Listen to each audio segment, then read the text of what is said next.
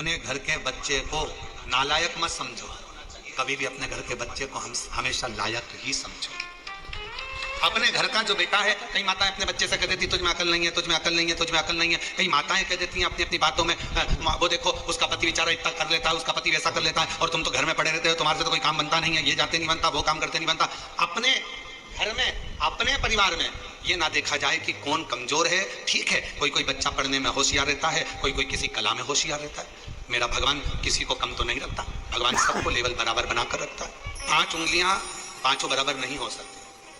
अगर पांचों बराबर हो जाए तो ये मुष्टिका बंध नहीं सकती।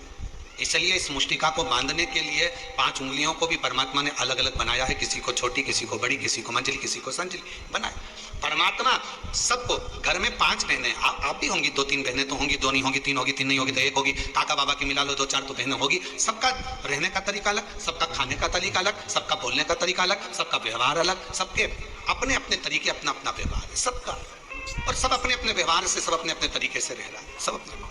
अब कई माताएं कहती हैं कि हमारा वो जेठानी तो कभी मंदिर नहीं जाती। भगवान शंकर से प्रार्थना करो, जेठानी नहीं जा रही है तो मत जाने दो। कोई कोई ऐसा होता है जिस पे मेरे भगवान शंकर का प्रेम बहुत होता है, वही तो जाएगा ना। कोई कहे मेरी देवरानी नहीं जाती, मत जान दो, उसकी मर्जी। आप अपना कर्म करो, आप भगवान के मंदिर जाओ, आप शिवालय जाओ, शंकर जी की आराधना करो। घर में कई कई लोग ऐसे रहते हैं, पति से कहो तुम व्रत कर लो, पति नहीं करता तो उसका मतलब ये थोड़ी ना कि वो धर्मात्मा नहीं है। पति मंदिर नहीं जाता तो इसका मतलब ये थोड़ी ना कि वो धर्मात्मा नहीं है। बेटे मंदिर नहीं जा रहे तो इसका मतलब ये थोड़ी ना कि बेटे धर्मात्मा नहीं है। आप मंदिर जा रही हो ना, आप मंदिर जा रही हो तो आपके पुण्य का एक अंश आपके पति के खाते में जा रहा है, और आपके पुण्य का एक अंश आपके बच्चों के खाते में जा रहा है। तो फिर क्यों सोचना मेरा पति मंदिर नहीं जाता गुरुजी, मेरा पति कथा में नहीं आता गुरुजी, मेरा पति ये नहीं करता गुरुजी, मेरा पति भगवान की कथा में नहीं जाता। मत जाने दो, तुम तो जा रही हो ना। मेरी सास दिन भर घर में रहती है, वो कथा नहीं सुनती गुरुजी, टीवी चालू रहती है तो भी उसका मन नहीं लगता। मत लगने दो, तुम टीवी तो चालू कर दियो ना, तुम्हारा तो लग रहा है ना। बस अपन हम सुधरेंगे, हम सुधरेंगे, हम बदलेंगे। बदलना किसको है? अपने आप।